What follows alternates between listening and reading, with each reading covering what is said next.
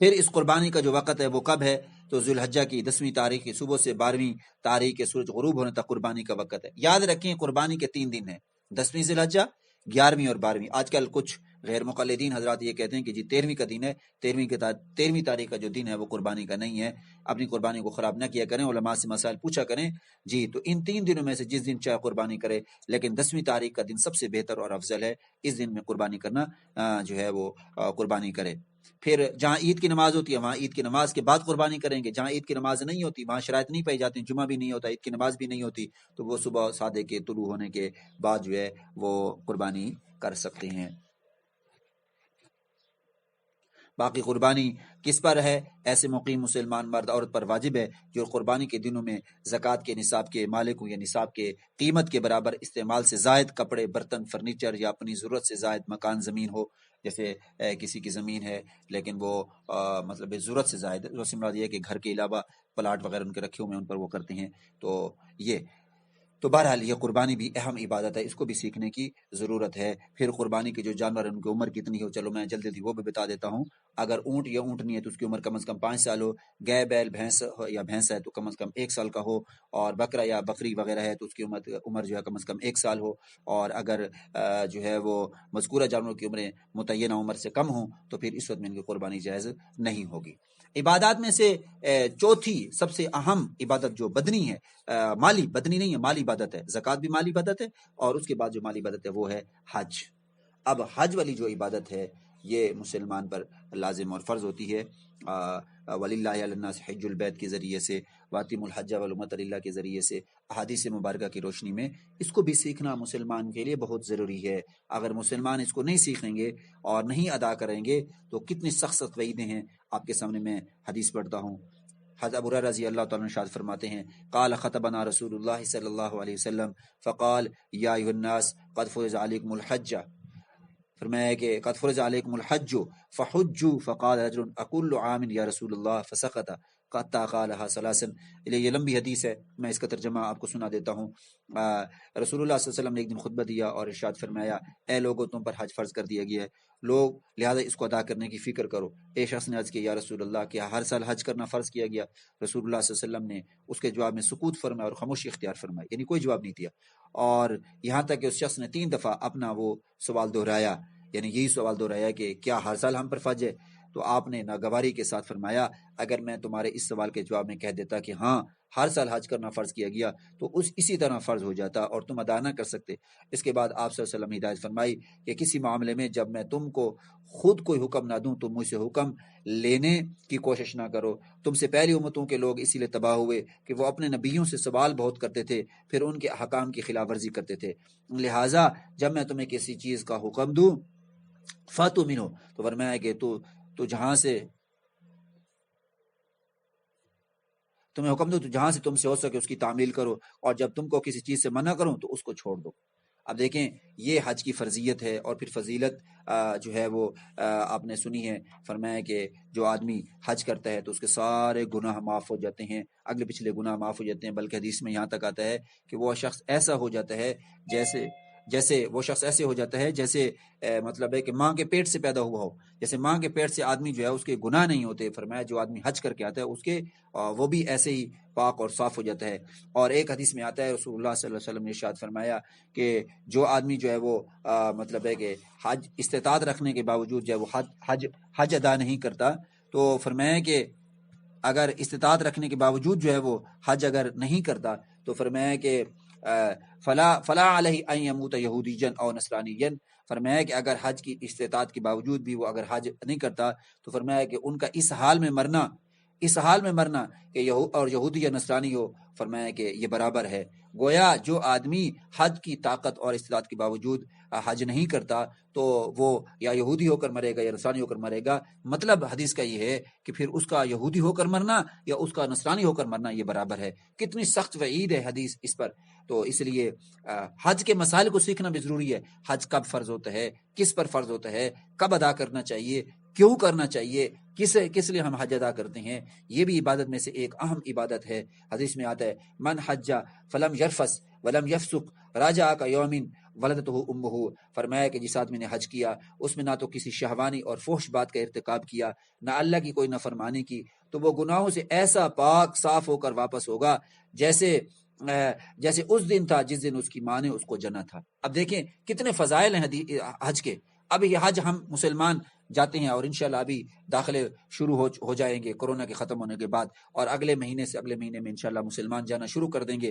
اللہ ہم سب کو بار بار حج عمرہ کی مقبول زیارت نصیب فرمائے اور حج کے لیے ہمیں قبول فرمائے۔ تو یہ حج ایک عبادت ہے، اس کو سیکھنا بہت ضروری ہے، بہت ضروری ہے۔ حدیث شریف میں آیا کہ جو شخص لگاتار حج اور عمرہ کرے، فرمایا کہ یہ دونوں جو ہیں ایسے گناہوں کو، لگاتار حج اور عمرہ کرنا دونوں فقر و فاقہ اور گناہوں کو اس طرح دور کر دیتے ہیں جس طرح لوہار کی بھٹی سونے اور چاندی اور لوہے کا میل کچیل دور کر دیتی ہے۔ اور جو حج کی استطاعت کے باوجود حج نہیں رکھتا، میں نے اس کی بھی حدیث آپ کے سامنے ذکر کر دی ہے۔ یاد رکھیں حج جو ہے، حج کو سیکھنا ضروری ہے۔ اب حج کسے کہتے ہیں؟ حج کے دنوں میں مخصوص افعال اور خانہ کعبہ کے طواف کرنے کو حج کہتے ہیں۔ اب حج کس پر ہے؟ ہر مسلمان عاقل بالغ مرد عورت پر جو بیت اللہ تک پہنچنے کی طاقت رکھتا ہو، جی زندگی میں ایک مرتبہ حج کرنا فرض ہے، زندگی میں ایک مرتبہ نہ۔ اگر کسی آدمی نے حج کسی بھی طریقے سے وہاں مثال طور پر سعودی عرب میں گیا ہوا تھا سیر و تفریح کے لیے، یا مثال طور پر قید ہو کر گیا ہوا تھا، یا کسی اور طریقے سے گیا ہوتا اور اس نے حج ادا کر دیا، تو اس کا اگر اس پر حج زندگی میں فرض ہو جاتا تو اس کا فرض اس کا ادا ہو گیا، بلکہ اس پر فرض تھا اور فرض ادا ہو گیا۔ لیکن اگر پہلے اس نے حج ادا کر دی اور بعد میں اس پر جو ہے وہ یہ مالک بن گیا اور حج اس پر فرض ہوتا تو پھر دوبارہ کرے گا۔ اب حج فرض ہونے کے بعد عورت جو ہے، خاص طور پہ وہ عورت جو بیوہ ہو یا مطلقہ ہو، وہ اگر جانا چاہے، یا وہ عورت کے جو کنواری ہے، ماں باپ فوت ہو چکے ہیں لیکن وہ چاہتی ہے کہ وہ حج پر جائے، تو محرم کے ساتھ جائے، بھائی کے ساتھ جائے، خامند کے ساتھ جائے، بہن کے ساتھ، یعنی یوں سمجھیں کہ اپنے چچے کے ساتھ جائے، ماموں کے ساتھ جائے، دادے کے ساتھ جائے، بھتیجوں کے ساتھ جا سکتی ہے، بھانجوں کے ساتھ جا سکتی ہے، پھوپھے کے ساتھ نہیں جا سکتی، خالو کے ساتھ نہیں جا سکتی، اسی طریقے سے جو ہے وہ چچا زاد بھائیوں کے ساتھ نہیں جا سکتی، مامو زاد بھائیوں کے ساتھ نہیں جا سکتی، خالہ زاد بھائیوں کے ساتھ نہیں جا سکتی، ہاں جو ہے وہ ماموں کے ساتھ جا سکتی ہے، اور اس طریقے سے جو ہے مطلب ہے کہ بھانجوں کے ساتھ جا سکتی ہے، بھتیجوں کے ساتھ جا سکتی ہے۔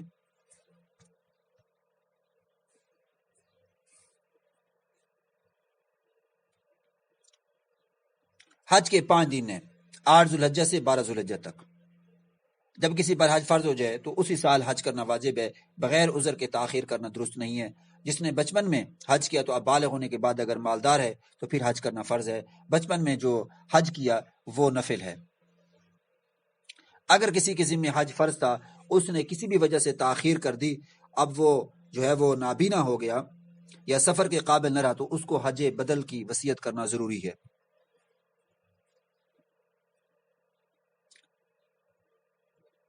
حج کے 3 فرض ہیں۔ نمبر 1 احرام باندھنا، یعنی دل سے حج کی نیت کرنا اور تلبیہ پڑھنا۔ تلبیہ کیا ہے؟ لبیک اللہم لبیک لا شریک لک لبیک ان الحمد والنعمت لک والملک لا شریک لک۔ نمبر 2 وقوف عرفات، 9 ذی الحجہ کے دن زوال کے بعد سے لے کر 10ویں ذی الحجہ کی صبح صادق تک کے درمیان عرفات میں ٹھہرنا، اگرچہ تھوڑی دیر کے لیے ہو۔ اور نمبر 3 طواف زیارت کرنا۔ یہ 3 چیزیں جو ہیں ضروری ہیں۔ احرام باندھنا، احرام کے بغیر آپ کا حج نہیں ہوگا۔ وقوف عرفات انتہائی اہم رکن ہے، اگر کسی آدمی کا وقوف عرفات نہیں ہوا تو اس کا حج بالکل بھی نہیں ہوا۔ اور نمبر 3 طواف زیارت۔ ان تینوں فرضوں میں سے اگر ایک فرض بھی چھوٹ جائے گا تو حج ادا نہیں ہوگا۔ حج کے 6 واجبات ہیں۔ مزدلفے میں ٹھہرنا، صفا اور مروہ کے درمیان صحیح کرنا، جو مشہور 2 پہاڑی سلسلے ہیں۔ جو حج اور عمرے پر، جو حج پر گئے ہیں، جنہوں نے حج وہاں کیا یا عمرہ کیا ہے، تو ان کو پتہ ہے کہ صفا مروہ 2 پہاڑی ہیں جہاں پہ دونوں کے درمیان جو ہے حضرت ہاجرہ علیہ السلام اپنے لخت جگر جناب سیدنا اسماعیل علیہ السلام کے لیے پانی کے لیے بھاگی تھیں۔ اللہ کو یہ ادا اتنی پسند آ گئی کہ مسلمانوں پر صفا اور مروہ کے درمیان صحیح کرنے کو لازم اور ملزوم قرار دے دیا، اور جو آدمی صفا مروہ کے درمیان نہیں بھاگے گا، صحیح نہیں کرے گا، اس کا حج اور عمرہ نامکمل ہوگا۔ اس طرح جمرات جو شیطان ہے ان کو کنکی مارنا، قربانی کرنا، پھر سر کو حلق کروانا، بال چھوٹے کروانا، طواف وداع کرنا، یہ ضروری ہے۔ آپ کے سامنے میں نے بہت ہی مختصر اور بہت ہی اجمالاً حج کا نقشہ پیش کر دیا۔ پھر حج کے جو 5 دن ہیں ان میں 5 دنوں میں کون کون سے اعمال ہوتے ہیں۔ مثلا پہلا دن 8ویں ذو الحجہ کا ہوتا ہے، مینا سے روانگی ہوتی ہے، ظہر اثر اور مغرب اور عشاء 9 ذی الحجہ کی فجر جو ہے کو فجر پڑھ کر وہاں پڑھی جاتی ہے، کہاں؟ مینا کے اندر۔ پھر وہاں سے دوسرا دن جو 9 ذی الحجہ کا ہے، عرفہ سے ظہر اثر وقوف عرفہ میں پڑھتے ہیں، غروب کے بعد مزدلفہ روان چلے جاتے ہیں اور پھر مزدلفہ میں قیام کرتے ہیں، مغرب اور عشاء اور فجر کی نماز وہیں مزدلفہ اس میں پڑھی جاتی ہے، یعنی یوم عرفہ میں، عرفہ کے دن عرفہ کے مقام پہ پڑھی جاتی ہے وقوف عرفات میں۔ پھر تیسرے دن جو ہے، یعنی تیسرا دن جو 10 ذو الحجہ کا ہے، صبح صبح چلے جاتے ہیں وہاں پہ مینا کے اندر، اور وہاں 3 کام کرنے ہوتے ہیں، بلکہ 4 کام کرنے ہوتے ہیں۔ ایک تو بڑا جو شیطان ہے، یعنی جس کو جمرہ کبریٰ کہتے ہیں، اس کو کنکریاں مارنی ہوتی ہیں، پھر قربانی کرنی ہوتی ہے، پھر حلق کرنا ہوتا ہے، پھر طواف زیارت ہوتی ہے۔ پھر چوتھا دن 11ویں ذو الحجہ کو مینا میں ہی قیام ہوتا ہے، تینوں شیطانوں کو کنکریاں ماری جاتی ہیں، اور 5ویں ذو الحجہ کو مینا میں قیام ہوتا ہے، تینوں شیطانوں کو دوبارہ کنکری ماری جاتی ہیں، اور پھر طواف وداع ہوتا ہے۔ یہ 5 دنوں کا مختصر سا نقشہ، مختصر سے اعمال میں نے آپ کے سامنے ذکر کیے، اور یہ ضروری ہیں۔ اب اگر حج کو ہم سیکھیں گے، حج کے واجبات کو سیکھیں گے، حج کے فرائض کو سیکھیں گے، حج کے مستحبات کو سیکھیں گے، حج کے مفسدات کو سیکھیں گے، حج کن چیزوں سے ٹوٹتا ہے، حج کن چیزوں سے فاسد ہو جاتا ہے، حج کن چیزوں سے کن چیزوں سے پر ہمارے پاس دم آتا ہے، کن کی وجہ سے ہمارا حج ناقص ہوتا ہے۔ اگر یہ اعمال جو عبادت کا حصہ ہیں، اگر ہم یہ سیکھیں گے تو انشاءاللہ یہ حج کے لیے ہمارا جانا، یہ مشقت کو برداشت کرنا، یہ باعث ثواب ہے، کار ثواب ہے۔ لیکن اگر اللہ نہ کرے ہم نے حج کو نہ سیکھا، اور حج کو سیکھے بغیر ہم چلے گئے، تو پھر گناہ کا باعث ہے، پھر یہ خرچہ ہمارا فضول ہے، یہ کار ضیاء ہے، ہاں، یہ ثواب کا باعث نہیں ہے۔